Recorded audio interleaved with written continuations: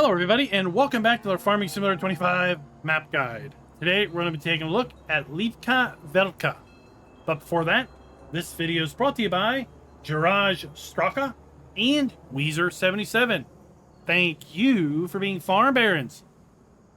So the Lipka Wielka map can be found at the farmingsimulator.com website or the in-game downloadable content menu. And as of the 1.0 release, this map is available for PC and Mac players only. Now, as far as download size, we're looking at a total download of 387 megabytes, as this map does not make use of any required mods. Let me go ahead and read you some of the description. Lipka Wielka is a peaceful Polish countryside map filled with golden fields and lush forests. This map features a fully functional farm, multi-crop fields, a realistic rural scenery. Players can enjoy farming, forestry, and local economic missions. Ideal for both beginners and advanced players looking for a relaxing experience. This map includes 95 farmlands, including 85 fields and meadows, a starting farm, Polish license plates, animated animals on static farms, wool purchase, bale sales, sale of root crops, pallet products, sales of grain, and milk. With all that said, let's jump back over here to the map itself and take a look at the PDA. Now, this map is making use of all the standard crops available to us in Farm Sim 25. And as far as farmlands owned at the start, should we choose to own the starting farm, well, we'll start by owning farmland ID 86. If we do not choose to own the starting farm, I will tell you that everything at farmland ID 86 is exactly how you're going to see it here with owning the farm. So all the buildings are still pre-placed, and we do have our starting machinery. In addition to Farmland ID 86, we also start out with Farmland ID 1, 2, 3, 4, and 5 at the start. Now, this map actually only has one farm pre-placed, so that is kind of an interesting thing. And I really kind of wish that some of these kind of AI farms that are kind of scattered around were actually going to be able to be used. Now, with respect to our precision farming soil map, this map is making use of a custom precision farming soil map. We can see that here. And as far as our starting farm fields, well, field 1 is going to be predominantly in silty clay. And then field 2 is going to be a mix of silty clay and sandy loam. And then we have the rest of those fields, as you can see. As far as our crop counter goes, this map is making use of the standard FS25 crop counter.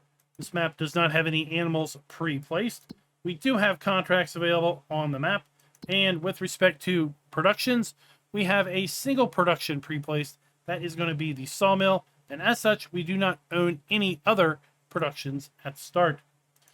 As far as sell points go, I counted up 7 different sell points scattered around the map, specifically at basically 3 main areas. With respect to our vehicles, well, we're going to be taking a look at those in a moment. And if we take a look at our stats screen, we can completely ignore this 25 collectibles because, well, quite frankly, the map doesn't have any. Let's go ahead and take a look at our starting fleet. We start out with the Challenger MT635 medium tractor. We also have the John Deere 3650 small tractor. We have the FarmTech EDK 650 trailer. We also have the John Deere 980 cultivator and the Great Plains solid stand 1500 seeder.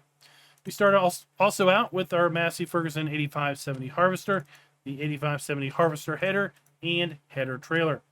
With respect to mods and DLCs, this map does not include any. Now, you may have seen in our starting equipment, it looked like we had a side-by-side, but we really don't at the start. But I did go ahead and pick one up because, well, we start right here at the vehicle shop. So just turn yourself around, and there you have your shop trigger. And then our spawn point is going to be around the back of this location. Then our dealer trigger is also going to be located right over here by these barrels. With that, let's go ahead and jump into our side-by-side. And I think I'm going to use this to drive around a little bit. Because while this is a standard size map, well, most of the stuff is going to be at 3 distinct locations. And one of those distinct locations is right here at the start. As coming out of our vehicle shop, we do have our grain sell point, or one of our grain sell points, located right here.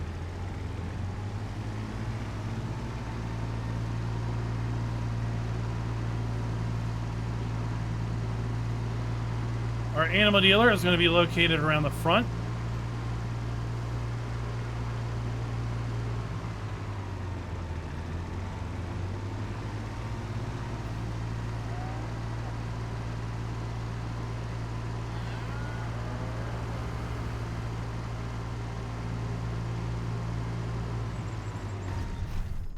Of course, I took the wrong way, but here we have our animal dealer.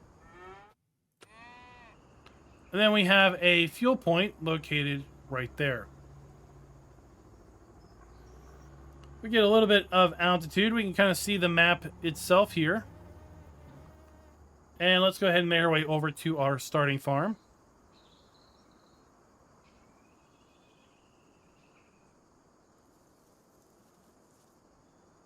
So starting farm is located right here. And everything can be sold at this farm location. So you can see where we have our machinery lined up. We do have a sleep trigger at our farmhouse. We have a farm silo. Then we've got a couple machine sheds. One really large machine shed here. And then two kind of older style sheds. And that is pretty much the starting farm. And like I said, everything here at this farm can be sold. Our starting farmland does extend back here a fair bit beyond where the buildings are located. With respect to our starting fields, well, we have field 1, 2, 3, field 5, and then field 4. Let's go ahead and make our way down the western side of the map. We're going to come to this location where we have a bale sell point. We also have a root crop sell point and then a stone sell point.